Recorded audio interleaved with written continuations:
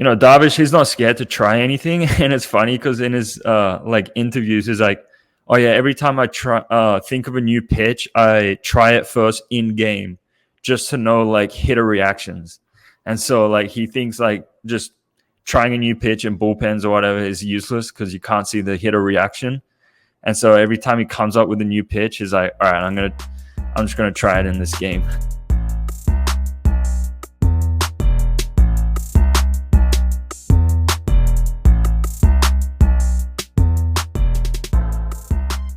Welcome to another episode of the Mound Visit podcast. Today, me and Josh are going to dive into pitch grips. And we both have tinkered with a bunch of grips throughout our careers. And we even had an episode at the very beginning of the podcast where we broke down our grips as among other grips, basically every single pitch grip that you could use for every pitch type. It was a very extensive episode. So we'll attach that one in the show links. But today we specifically want to talk about one pitcher each. We're going to dive into their arsenal, maybe share a little bit of background of some of their cues and processes for those pitches, but really just give you some actionable grip ideas that you can try to implement yourself and see how they work for you. So I'm going to do Zack Wheeler. He has a very in-depth arsenal, has 6 pitches. Josh, I believe you're going to do Yu Darvish, another guy, ton of pitches. So we'll go through these fairly quickly, but we want to make sure that we give you guys some really actionable tips and advice when it comes to grips and what to look for maybe in the movement. So Josh, I'm going to kick it to you and have you get started with Yu Darvish. All right. Yeah. So as you said, Yu Darvish has so many pitches and he's such a cool pitcher to really study just because, he throws like so many pitches and we'll run through all of them. He has like tiny variations of each pitch. And so, and also he's Japanese. And so a lot of the stuff gets lost in translation. And so I'm Japanese, I'm fluent in Japanese, so I can understand that stuff. And so hopefully I can give you guys some stuff that you guys haven't heard before. And so, yeah, I want to dive straight into his four seam. And so his four seam is grip is extremely traditional. Like it's just like across the seams, nothing special. The thing that makes it unique is how he thinks about throwing it. And so Yu Darvish, he has a natural tendency to cut the ball. And so he gets a little bit of gyro on his four seam. At least he used to anyway, before I believe it was like until about 2020, he used to get a lot of gyro on his fastball and it would cut a little bit. And he didn't like that because it affected his vertical movement and it didn't grade very well. And so what he did was, he's like, all right, like I'm cutting the ball and I'm gyroing it, which means my hand is probably in like a supinated position. And so what he did was all right, I'm going to just go the complete opposite. And so what he does is that he thinks about throwing it with a fully pronated forearm. And so if you think about supinations right here, normally people throw it with their palm like facing the target, but what he tries to do is he tries to face the inside, more like the index finger, the inside of that to the target. And so it's a fully pronated arm and he just tries to throw it straight through the target. And I thought that was super interesting. I wouldn't really recommend that anyone try it. Like maybe try it and then see if you like it, but I wouldn't recommend you just go out there and rip it because if you actually are pronating and like it could be bad for your arm. So yeah, that's what he does. And it helped him a lot. Like he went in as soon as he started doing his vert went way up. It started running instead of cutting. And so yeah, that's a cool cue from Yu Darvish, but his grip is pretty traditional. It's nothing special or anything like that. Well, what's the grip? Take us through it. It's just a grip. Yeah, grip is just a traditional four seam, just right here, across the seams. Yeah, and the cue is he's taking it with a fully pronated arm and ripping through the target. That's crazy. I mean, yeah, like you said, I mean, maybe you wouldn't recommend that for various reasons, but I'm impressed that he throws it as hard as he does. I would think that would hurt the velocity of the pitch, no? Um, no, and I think it actually helped his velocity. It's weird, like Darvish, he's not scared to try anything, and it's funny because in his like interviews, he's like, "Oh yeah, every time I try think of a new pitch, I try it first in game, just to know like hitter reactions." And so like he thinks like just trying a new pitch in bullpens or whatever is useless because you can't see the hitter reaction. And so every time he comes up with a new pitch, he's like, "All right, I'm just gonna try it in this game." That's incredible. We could have a conversation about that right there because like from a mental standpoint, like you have to have confidence in yourself. Like you have to not be afraid of having a bad outing. I mean, he has to know going into it that it may or may not work, but he's okay with that because evidently he's going to learn through that process. And there's probably something to that. Like why spend a whole month in a bullpen working on it and then you try to test in a game just to find out that it doesn't work and then you wasted a month of some of your training economy. I mean, it makes sense logically, but obviously there is that mental aspect, that confidence aspect to overcome and to not have to worry about, getting benched or getting released if you're in pro ball or whatever it might be if your performance isn't good. So obviously he's earned the right with the history that he's had in his career to where if he has a bad outing, it's not a big deal. He's not in jeopardy of losing his spot in the rotation. So it is an interesting perspective, but I love that in general of like not being afraid to take risks. Like you want to try something new, great, let's go. Let's see how the hitter reacts to it, and then you can adjust from there and see if you're on the right track or not. Yeah, 100%. It's he has a yeah, again, just like mentally, it's crazy how he does it. So, um, yeah, Perfect. Well, I'll dive into Zach Wheeler's four seam, and his really isn't anything special either. So the way he holds it is a traditional four seam. He has his fingers pretty close together, and he has the horseshoe on the outside part of the ball. And I couldn't really find anything as far as like what his cues are or what he's trying to feel. But as far as like the results, it is an incredible performing fastball. The expected WOBA on it is about 291, which is extremely low for a four seam fastball. And the miss rate is 30%. So the average miss rate in Major League Baseball for a four seam is around 21%, and he's at 30%. And when you look at his movement profile, it's nothing special. Like I'm looking at it right now, he averages 14 inches of induced vertical break and 9 inches of horizontal, like almost dead center in the middle of an average moving fastball.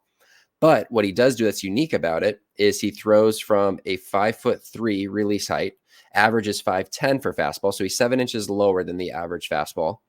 And he also has an extension of over 7 feet, averages about 6.5 feet. So he's getting a ton of extension towards home plate. So the ball is getting on them a little bit firmer with it already being 95 plus. And he's throwing it from a 5'3" release height. So now that vertical approach angle at the top of the zone is going to perform extremely well, which is why, despite having average movement, these other characteristics allow it to play up with high miss as well as weak contact. So it was a really good pitch from a performance standpoint. And like one thing I did find, and it wasn't necessarily about the fastball, but just something in general that he always tries to do, is he's trying to come into every season with something new, whether it's a new pitch, changing the usage, improving a current pitch. Like he wants to come into spring training each year with a new weapon that hitters haven't seen before. And I thought that was a really cool perspective with him being, one of the top starting pitchers in baseball. Like he's not satisfied with what got him to where he is now. He's always looking for an edge. He's always looking for something that he can adapt and improve on. And I think there's a really good learning lesson in there for a lot of players. And something else that was kind of interesting that he mentioned is he really leans heavily on their pitching coach, Caleb Cotham.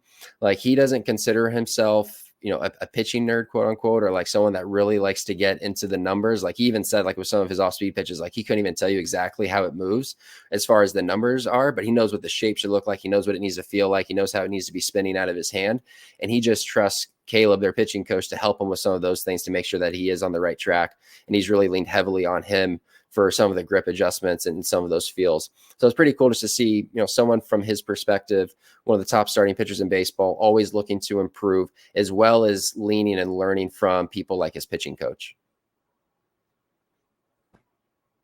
yeah, that release height is crazy. Just because he's a pretty tall guy, right? Yeah, he's like 6'4", I think. So like to be 5'3" at 6'4" is pretty nuts. I mean, it's basically straight across. I mean, he gets low to the ground, and then that release height is straight from the side. Oh, okay. Okay. So it's a little bit off to the side. As far as what? Like Like towards third base? like 3/4 Yeah. answer? Yeah, I'll pull up a video at some Huh. point for this. But yeah, it's a pretty low slog. I wouldn't call him sidearm, but it's definitely low 3/4, and the arm's basically straight across in line with his shoulders. Mm, dang. So that's just pretty much just a VAA, just Yeah, fastball. exactly. Yeah, That's it's awesome. around -4 degrees, which is well above average. Oh my god. Okay, that's awesome. All right, next one. I'm gonna dive into Darvish's sinker slash two seam. It's more of a two seam really because it rides as well as runs. I'm not 100% on the exact metrics, but from what I look at, it's more of a freeze pitch than like a ground ball pitch. And so how he grips it is it's kind of a one seam grip. And so he takes his two seams, a traditional two seam, his fingers are in between the two seams, and then he adjusts it a little bit so that his index finger is hooking the inside of one of the two seams, and the middle finger is on the outside of the other two seam.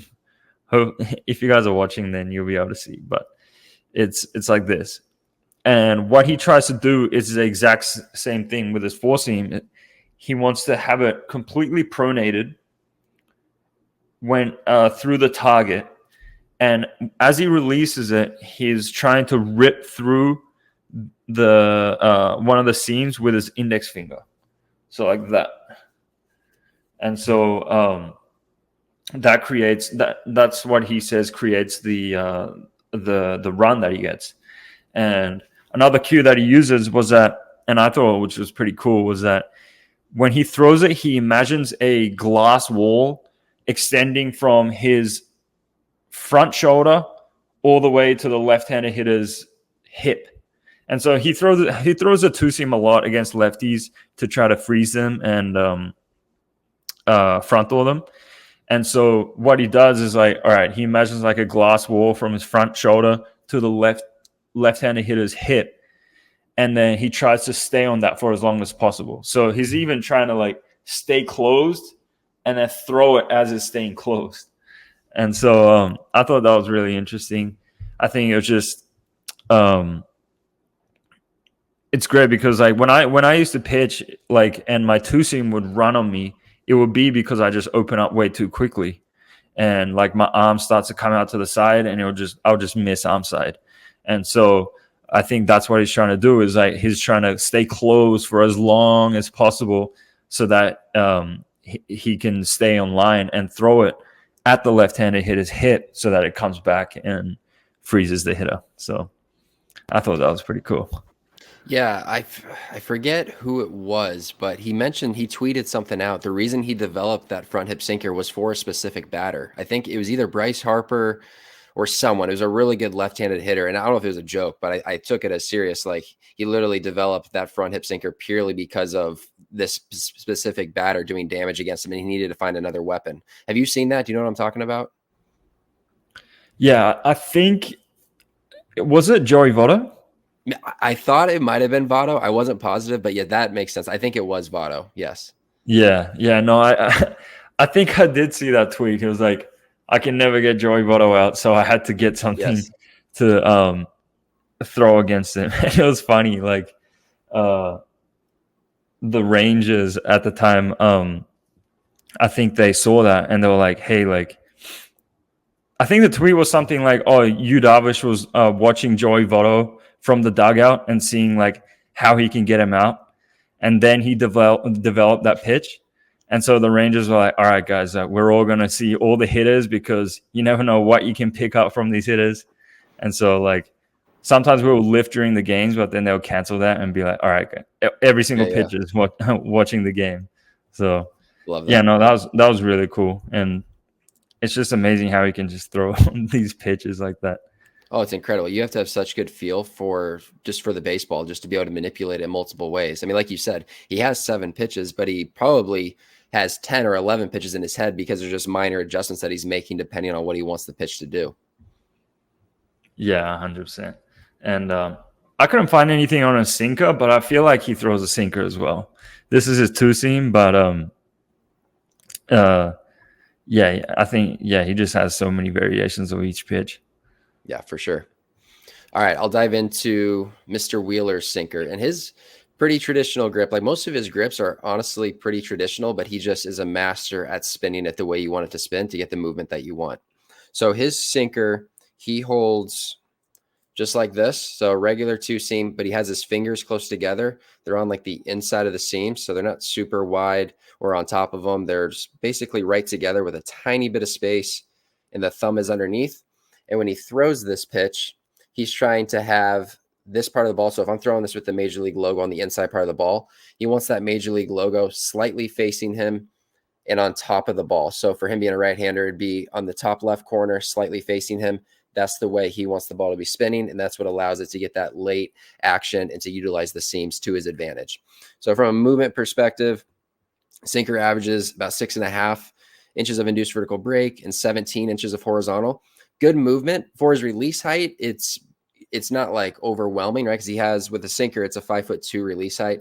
Lower release heights, typically you can sink the ball a little bit easier. But what does make this unique is that, number one, it's much different from his four seam. But number two, he's getting a lot of late action and a lot of seam effects on this pitch, because out of the hand, it's spinning at 130, but it's moving as if it's at 215. So the ball has 45 minutes of deviation between the tilt out of his hand and how it's actually moving. So that's just when you watch video of him, like you can see late action on that pitch. And even though it's not getting to, let's say 0 or 1 inch of induced vertical break, it's happening really late. It's really sharp, and he's able to be really effective with it. Once again, throwing this pitch, 95 plus, that always helps. And then plus extension on top of that. And he's really mastered the usage aspect. So like sinkers, he exclusively throws it to righties. He doesn't throw it to lefties at all, except for maybe just a show me pitch if it's a lone AB. But primarily he's only throwing this to right-handers because he knows that that's going to perform the best. And then he uses that four-seamer as his primary fastball against lefties. Awesome. All right. Which one should I dive into next, do you think? Maybe cutter? Yeah, let's go cutters. Cutters. Okay. Awesome. So Darvish throws 2 cutters and I think like 10 different variations of one of them. So, but we'll just go through the 2 main ones. So the first one is he grips a four seam and then he just tilts it just a little bit so his fingers are on the outside of the ball just a tiny bit. And so this is his hard cutter. And he doesn't try to manipulate it at all. He just throws it just like a four seam. And what he's trying to do is just get a little bit of cut. This is he's not trying to get some crazy movement or anything. This is actually the same grip as Yoshinobu Yamamoto. And his mentality with it is like, I don't even care if it cuts or not. I'm just going to try to throw it as hard as I can with this pitch. And so, yeah, they run it out to the low 90s, even like mid 90s sometimes. And I think they use it mainly against like lefties to try to jam them. But his second cutter grip, this is his main cutter grip. So what he does is he goes from the two seam, he goes a little bit to the side. And so I don't know how to describe this, but hopefully you can see it a little bit. How would you describe this? Basically on the outside part of a two seam, or like the easiest way to think about it is like grip a four seam fastball with the horseshoe on the inside and then slightly turn the ball inwards. And then that gives you like that angle. Oh yeah. Yeah, that's a good one. But anyway, he throws this and his cue with it, it's funny how he describes it, is as soon as he tries to release it, he thinks like the seams that are on his index and middle finger is like a cliff. And so he's trying to hang on to it like he's hanging off a cliff. So it's like hanging on for dear life pretty much. So it's just like squeezing as hard as he can as he releases. And this cutter is kind of interesting because it's not a traditional cutter. It's more like a gyro slider. But at one point in his career, like 2020, 2021, he was throwing this cutter like over 50% of the time, and he would just abuse it, and it would perform well. So that's how he throws it. He comes here and he just tries to squeeze as hard as he can, and then it comes out more like gyro. Another cue that he used was when he was here, try to squeeze your ring finger. And so what he said was like, all right, if you're right here and you don't have a ball in your hand and you squeeze your ring finger, what happens to your middle finger? It comes down. It like contracts. And so sometimes he thinks about that as well. It's just like, all right, I'm going to squeeze my ring finger. And when I do that, the middle finger is going to come down and then it's going to create that spin as well. So those are the two cues that he uses for his cutter and the two grips that he uses as well. I love that. He's a very cerebral guy. Like he's a tinker, he's a thinker. It's pretty cool to listen to you talk about it. And then of course he's pretty open with a lot of this stuff, which is awesome. So Zack Wheeler, he throws a cutter as well. His grip, fairly traditional cutter grip. I would say it's one of like 2 or 3 variations that I often see. So obviously I'm doing a left-handed version, unfortunately. It just doesn't feel right to hold the ball right-handed. But he is holding it like this right here. So if we're going across the tracks, the 2-seam tracks, he's slightly to the right. Me being left-handed, I'm slightly to the left. That middle finger is up against the seam, and that index is on top of the seam like this. And all he's doing is he's just ripping through the outside part of the ball, and he's trying to create this bullet spin like this. And his has a little bit of positive vert to it. It's 8 VB with 1 inch of glove side movement. So like it's more of a true cutter, especially from his release height, rather than like a gyro slider, which some people call their pitches cutters and they're really sliders. Like I would say this is more of a traditional cutter. It's 91 miles an hour. It's been up to 95. Like I said, decent vert on the pitch. And this pitch isn't really like one of his main weapons. I would say this is a pitch that he uses as a setup pitch for his other pitches. So he throws this about 18% of the time to lefties. He doesn't throw it to righties at all. It's only to lefties, and it's really a purpose pitch. Like he throws it up and in primarily. And my guess is that he's using that to set up his splitter or his breaking ball down below the zone. Or if it's like, say it's a bridge count, it's 1-1 or even 2-1 behind in the count, something that he can just throw, run it in on the hands. That's just a little bit different from his 4-seam. Like that's how he's trying to utilize this pitch. But it still performs decently well. Like doesn't get a ton of miss, but it's just because he's throwing it up and in. It's not going to get a ton of miss in that location. It's about 16%. And then the expected WOBA is right around 300, which isn't bad, but for him and his standards, it's one of his worst performing pitches, or it is his worst performing pitch. But once again, not every pitch needs to be a swing and miss pitch. It doesn't need to be a wipeout pitch. If it complements the rest of your arsenal and makes everything else play better, that pitch can still serve a purpose. And he's a great example of the cutter being that pitch for him.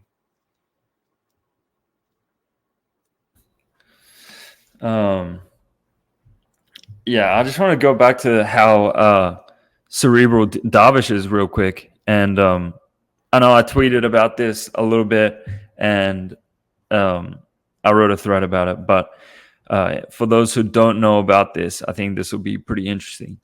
So Darvish put out like a video on his YouTube channel once, and he was like, I think my career is done. And then that was the title of the YouTube video, and everyone was freaking out, like, what the hell? And the video was about him. It was pretty much just a bullpen of him, and like he had bad command, like terrible command. And then everyone was like, damn, like that doesn't look good. But then a couple months later, he posts another video saying how I drastically improved my command. And so and I watched that. It's all in Japanese, unfortunately. But I watched that, and to summarize, he pretty much built 2 completely different deliveries. And so he has his pitching delivery, and he also has his catch play delivery. And his catch play delivery was like super relaxed, like more just like less like crisp. And his pitching delivery was what his pitching delivery is. It's at full speed, it's crisp, it's everything like that. And so what he said was, and why he did this was because he said that if you're constantly throwing in the same way, then your brain kind of gets bored of that movement. And so it starts to create problems that you never had. And it subconsciously like alters the pitching mechanics just to create a stimulus. And then that causes issues down the line.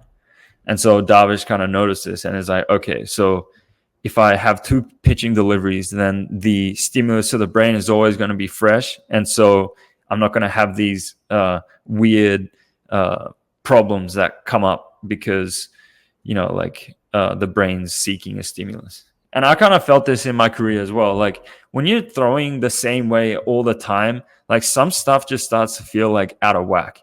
And so we preach a lot of the athletic throws and being athletic and trying new stuff. And the command episode was great for this. We talked a lot about this, but that's where I got this from. When I saw his video, I was like, all right, I'm incorporating it.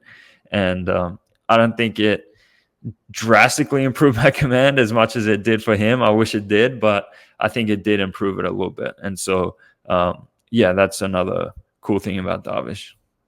Yeah, I mean, it's just a great example of just his thought process and how he adjusts with everything. Does it with his pitch grips, does it with his delivery. Like that's just the way he operates and what works for him. And I think that's really cool. Well, let's dive into the next pitch. We got sweepers next. So Darvish is right here. So what is it? Just hooking the horseshoe, pretty much. And so one thing that he does make sure of, though, is that his thumb is like pretty high up. It's like up here. And what he says is that he feels like he can move his wrist a lot better when he has his thumb in this position versus like the traditional under the ball type grip. And so he grips it really high up here. And he does have a couple variations of how he throws his sliders or sweepers. And the one that I really thought was super interesting was he tries to throw like a hand of God type, like rising sweeper. And so how he does this is pretty much it's still the same grip, but it's a little bit shallow. He hooks it a little bit shallower. The ball isn't like deep in his hand. It's a little bit shallower up here. And then he tries to, when he throws it, he's trying to push it diagonal and up like that. And so he's trying to spin it more like diagonally up instead of just straight sideways. And I'm not sure if he's throwing that too often and if he's still throwing it, but I know in the WBC when he played, he was throwing it and he was really tinkering with it. I don't know, maybe he might have thrown it in games or something to try it out against like when he pitched. But yeah, for his sweeper, just traditional, he's hooking the horseshoe, his thumb is up, and he's just getting right around it to try to create that side spin right here. And another one that I thought was interesting that I found was that when he was teammates with Shane Bieber, I don't, or maybe he wasn't teammates with Shane Bieber, but somehow he got in contact with Shane Bieber and he was like, I love your curveball. Like, how do you throw that?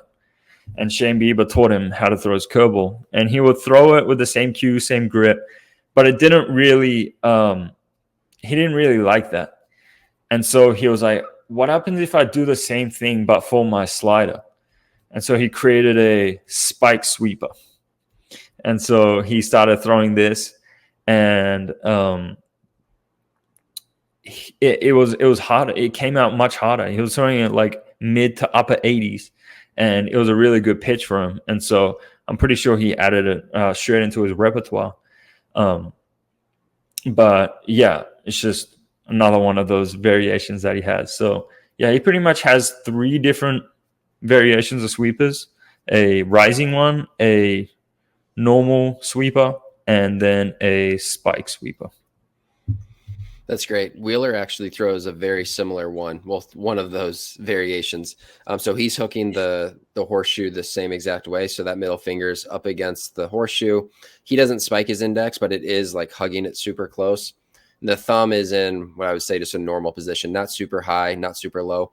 But you made a really good point about the thumb being higher, because that actually can help guys supinate a little bit better and get around that pitch more, which can be really helpful if like you struggle with staying behind it. So like 2 things that can help with the movement on a sweeper if you're trying to get more horizontal is exactly what Darvish does. Move that thumb up, and also the spike variation is going to allow you to do that as well. So if you blend both of those, it potentially could be a pretty deadly pitch like Darvish is. But Wheeler's just pretty traditional, fingers together, up against that horseshoe with the middle finger, thumb underneath the ball, not directly underneath, not directly on the side, just kind of in a normal position like this.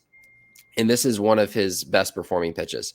Throws it primarily against righties. He throws it about 21% of the time against righties. Against lefties, only 3%. So it's kind of like some of his other pitches, like his sinker. Hardly ever throws it to lefties. Same with the sweeper. Hardly ever throws it unless he really needs it. It's been a lone at bat or it's late in the game and he hasn't shown it to him yet. But from a performance standpoint, it's been ridiculous. Against righties, the expected WOBA is 173, which is just super, super low. Miss rate isn't crazy high. It's at 34%, so it's about average, but still a good miss rate and getting incredible results from a weak contact standpoint and just generally good results. His isn't like a crazy moving pitch. It's not like the 15-plus type sweepers. His has positive vert at 4 VB and then 10 inches of horizontal movement. So it's a little bit more unique than your typical sweeper. Like most sweepers are closer to the 0 vertical break line with 15 inches of horizontal or more. He's got a little bit more lift on it and a little bit less horizontal. And then the velo on it is a little bit harder than average too. It's at 84, 85. So it's a good pitch. He locates it extremely well down into the glove side and uses it in optimal situations like righties and complementing that with his sinker. Is that a new pitch is that a pretty new pitch?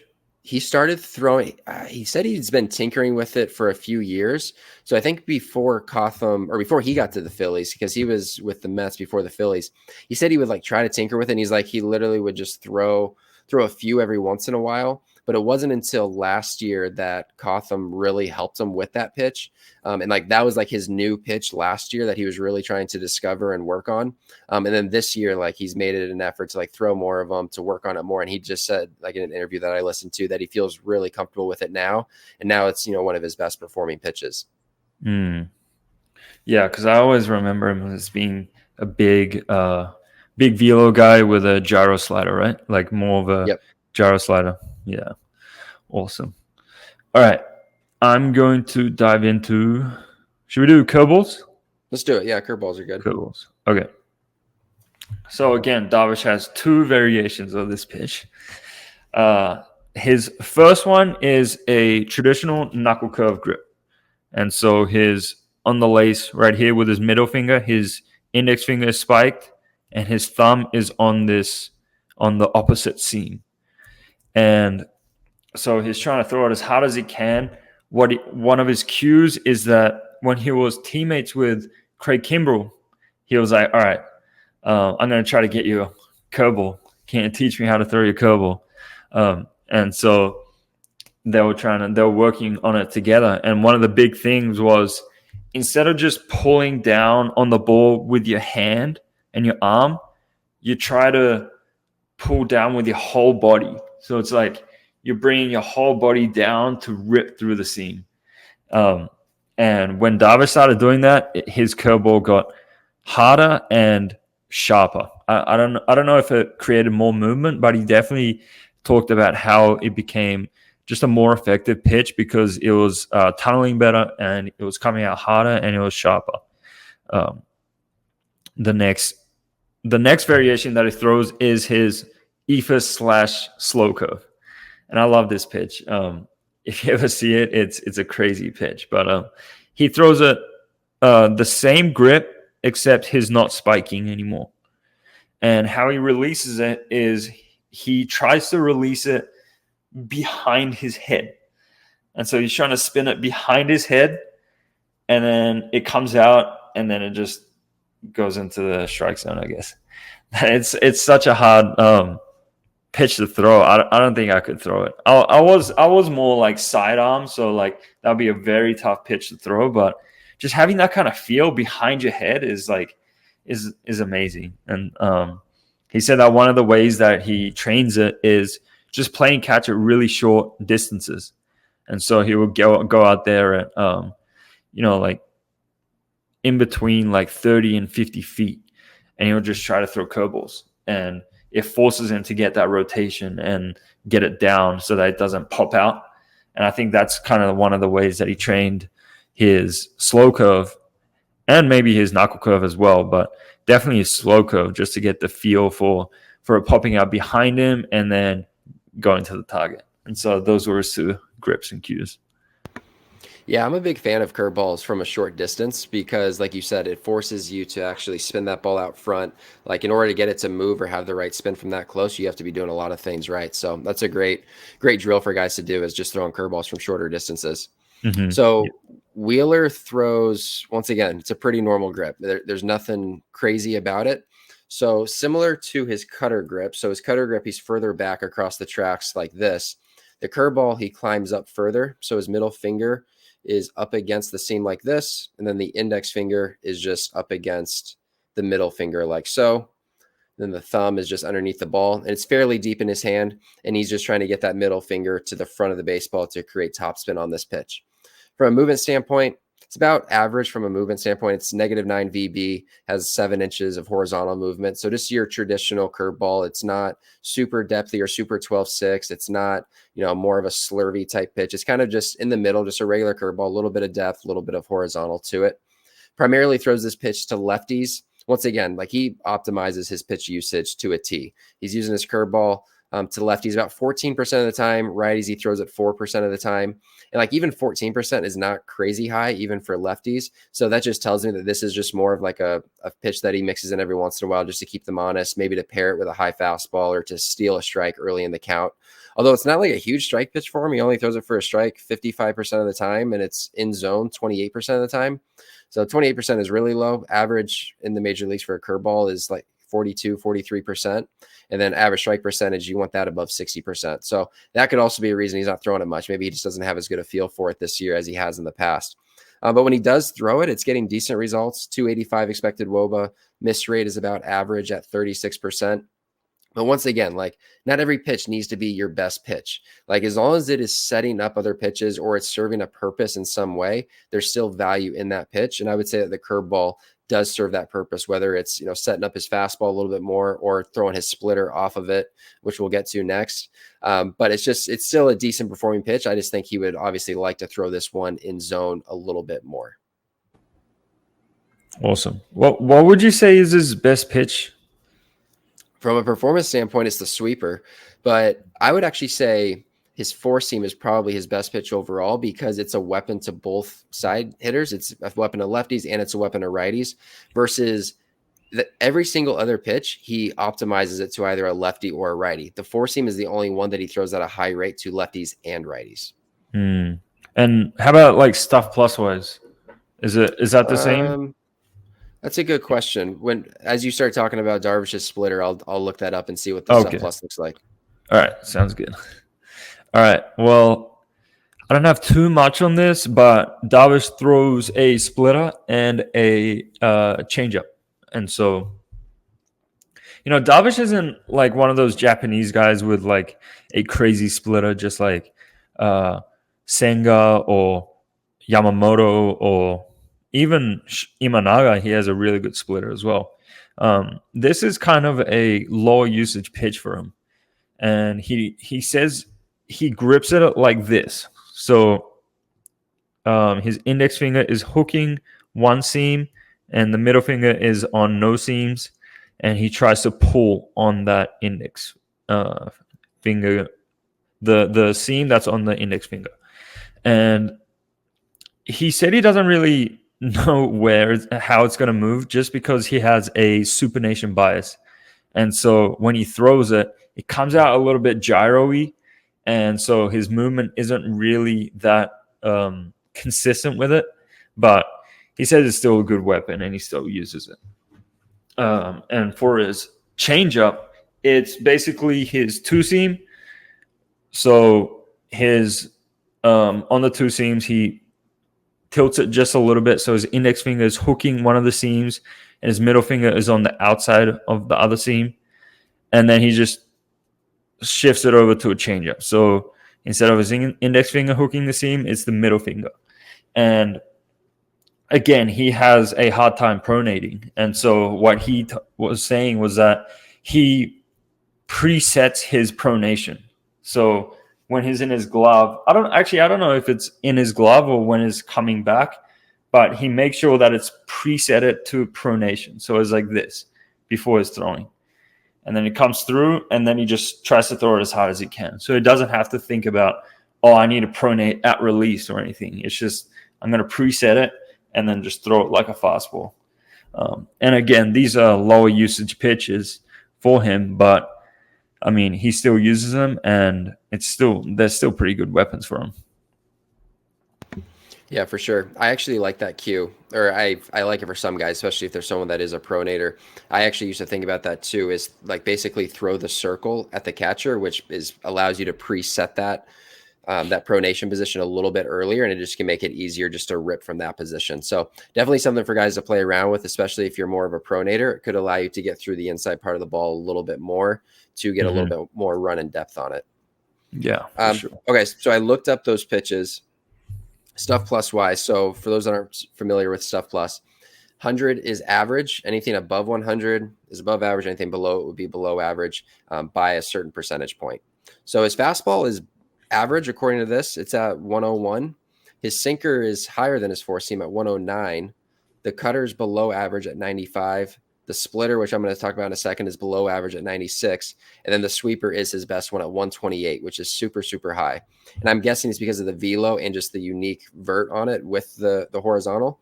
And then his curveball is actually at a 114. If I'm reading these right, these labels are different than what I normally look at. Is CU curveball? Yep. Yeah. So 114 for that pitch. But one thing that I will say about Stuff Plus that I think they could do a better job, and I think Saris, who has talked about this, who does the Stuff Plus numbers, is it would be better if it was split up by batter handedness, because certain pitches are going to be much better against righties versus lefties and vice versa. So like looking at it in general isn't necessarily the best way to look at an arsenal, because like, for example, like according to this, the sweeper and the sinker are two of his better pitches, but he only throws sinkers to righties and he only throws sweepers to righties. So like if we blended that in with lefties as well, I wonder if that would change the number to it at all. But I mean, obviously this isn't a performance-based stat. It's purely based off of the stuff. But I think that those numbers can be a little bit skewed because I don't think he necessarily can or should throw those pitches at a higher rate to opposite-handed hitters, even though the Stuff Plus numbers are higher. Do you agree with that, or what do you think about that? Yeah, I agree with that. And I think so. All of his Stuff Plus numbers are probably boosted because he throws so hard, right? Right. Yeah. No, that's interesting. I always thought about, like, obviously there are pitches that are more effective to righties and lefties, but I was like, okay, so if you're only throwing like sinker slider to righties, but you throw 5 pitches, then the hitter can pretty much eliminate all the other pitches. Like, wouldn't that make it easier? Or, I don't know. It kind of like messes with my head a little bit. Well, I agree. Yes, especially now because everyone's trying to optimize their arsenal the best they can or optimize their usage. And I think it's just because over, several years, the data has pointed to sinkers perform better to same-sided hitters, same with sweepers. And you could go down the gauntlet of all the pitches of which side they perform better against. But you're right. You would think if you literally just throw certain pitches to one-hand hitters and not to the other, then you could eliminate them. So that's where I think you probably, especially as a starter, you need to have at least 3 options to each guy. Like if it's only 2 pitches, I mean, flip a coin, they can just guess, and they're probably going to guess right depending on what the count is. But I think that's where some of those smaller percentages come in. Like Wheeler, for example, he throws the sweeper 4 or 5% of the time to lefties. He throws a sinker 6-7% of the time to lefties as well. It's like just enough maybe to put it in the back of their head. Like I think 0% probably wouldn't be good, but neither would 15 to 20%, right? But it's like probably just finding that happy medium of throwing it just enough so it's in the back of their mind that you might throw it to them in that at bat. I don't know. That's just that's a good thought though, and that's something probably we should ask some hitting coaches of what their thoughts are on that. Yeah, definitely. Yeah, our pitching coach was pretty much just like, yeah, those pitches that have tiny usages in the big leagues, they only throw that when like it's like a long at bat, and they just need to have something there. And so I thought that was pretty interesting. But yeah, even with the when I was playing, we had an arsenal for righties and then an arsenal for lefties. And so some of us, even the starters, was all right, you're 4-seam slider only to righties, and lefties it was 4-seam changeup only. And so yeah, it was interesting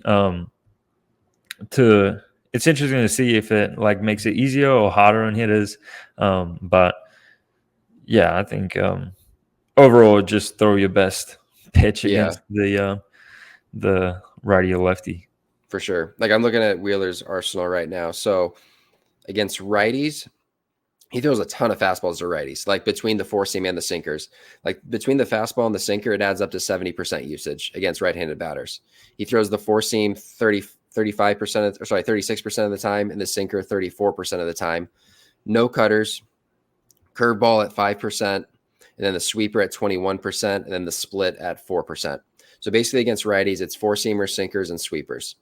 Against lefties, he goes 46% fastballs, 6.5% sinkers, 18% cutter, 14% curveball, 3% sweeper, 12% split. So it's like primarily fastballs and then kind of a fairly even split between the cutter, curveball, and the split, and then sprinkle in the sinker and the sweeper. So like it does feel like when guys have like this much of or this big of a arsenal, it seems like against opposite handed hitters, they tend to mix in more of their pitches versus same sided hitters. It tends to get more like 2 or 3 pitches. At least that's what I've noticed, like, especially with him, like it's 3 pitches against righties, but 2 of them are fastballs. The other one is a sweeper. Against lefties, he's throwing almost every type of shape at them in some way. But before, before I continue on a tangent, I'll dive into his splitter, his last pitch type. And this one is a newer pitch for him. So he started throwing it, I think, a couple years ago. He says he's always had it, but like he literally said he would throw it 5 to 10 times a season, not a game, a season. Like it was just like he would hardly ever throw it. And he used an example of a lefty. It might have been Joey Votto again or someone, maybe Bryce Harper, like some good left-handed hitter. He's like, he would just randomly throw it against a batter like that to show them something different and just pray that they swing and miss at it. Like that was literally what he said on an interview once. So not a lot of confidence in that pitch in the past. This year, he changed his grip. Once again, he credits Cotham a lot for helping him with the development of his pitches, especially the splitter. And he made a conscious effort in spring training that this was going to be his pitch that he was going to work on and that he was going to try to throw more this year, just like he did the sweeper the previous year. So the grip is like this. So if you look at the tracks of the baseball here, he splits those tracks like that and then puts his middle finger, ring finger, and pinky all together, just like this. So they're all together, and then he's hooking a circle with his index finger and thumb. I forget where the thumb is. I want to say the thumb is just in a normal position, like along the seam or around the seam like this. And that middle finger is actually up on the seam a little bit as well, just like this. So just like this, and he's just trying to throw it through that split, create a little bit of side spin, and hopefully get a little bit of seam effects like he does with his sinker. And it's actually done pretty well. And he's using it. I mean, I wouldn't say he's using it a ton. I mean, he's using it 12% to lefties, 4% to righties. But compared to throwing it, like he said, 5 to 10 times a year, that's a pretty big jump. So I'm actually going to pull up the performance numbers on it. And it is performing extremely well. I actually didn't realize it was performing this well. He might want to throw this more. He has an expected WOBA of 189 on it, which is his best performing pitch out of all of his pitches. So 189 expected WOBA and a miss rate of 39%. So it's actually his highest miss pitch as well. Now the drawback, which I'm guessing is why he doesn't throw it a ton, is the strike rate is 57%. So once again, we want our pitches to be 60% or higher, a little bit below average at 57%. But still, with the way he's performing, I would think the more he throws it, the better it's going to get from a command standpoint. But it's doing well. I feel like it's accomplishing what he wanted it to do this year. He's throwing it more. He's thrown it 146 times this year. So, more than 5 to 10 a season by a long shot. And it's become a really good weapon for him, despite having, honestly, not that great a movement. I didn't go over the movement with it. But the movement on this pitch is 5.5 VB, 12.5 HB, which isn't terrible, but remember, he's got a lower slot. Typically lower slot guys, we need to have more depth on our changeups or our splitters. And I said the Stuff Plus was 95 or 96, something like that. So even Stuff Plus has it at a below average pitch from a movement standpoint. But when you pair that with his fastball, so his fastball is 14 VB, this is 5.5. That's basically a 9-inch difference in vertical break. So now there is some separation there with a little bit more horizontal, not much. It's basically a straight down pitch. But location-wise, it's perfect. It's down below the zone to the arm side. So that's where even if even if the stuff is a little bit below average, if you're executing it well, if you are selling the pitch, it looks like a fastball out of the hand, you can still get really good results with it. And this pitch is serving the purpose that he wanted it to serve. Awesome. Awesome. Well, I'm looking through all these pitch, and I think we covered all of them. Especially for you, Darvish. Does Wheeler have any more? That's it for Wheeler. Doesn't maybe you kind of covered it already with the different variations, but I have him having like just a regular slider, like not a sweeper, but it's and not a cutter. It's like different from that pitch. It's like pulling it up. Yeah, I it's just think it like might be that like the cutter that he throws because it's like gyro-y. It's like 0 VB or negative VB. yeah, Um, yeah. It's I have it and at 0 and like 6 or 7 HP. yeah, that's the cutter that he throws. It's super interesting because I was actually trying to learn that pitch, and I don't know if it's actually a cutter, but I think he calls it that, and it's tagged as. Actually, I don't know if it's tagged as sliders on True Media. It's a slider on here. So what does he Oh, call okay. his actual cutter? Sorry, what? What does he call the actual cutter? Because he has a cutter that's 11 VB and 0 HB. And then the slider is 0 VB, 5 HB. Yeah. I think that's just like the harder cutter. Harder. Okay. Yeah, and then the this is his like main cutter because his usage with this one, with like the traditional slider type movement one, is super high, right? Yeah, 25%. Mm.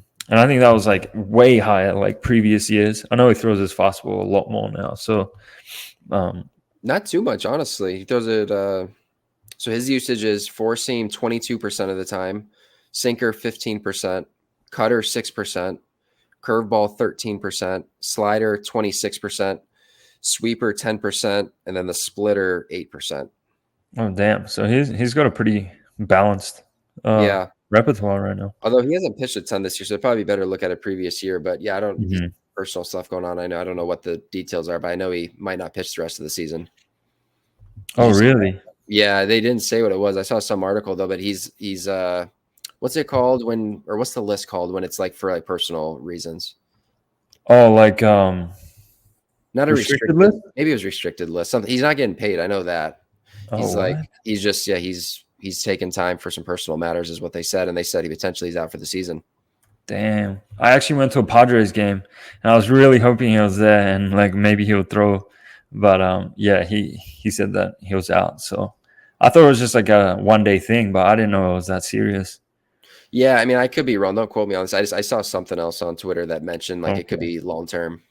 Yeah. Hmm. But cool. So that's all the pitches for both Awesome. these guys. But Yep. I love these types of episodes. It's fun just to learn how different guys throw, what their cues are, and I think it's just very actionable for the listeners, whether you're a player or a coach. Like you can apply this to yourself or to your players and start experimenting. Yep. That was good. Awesome. That's the pod.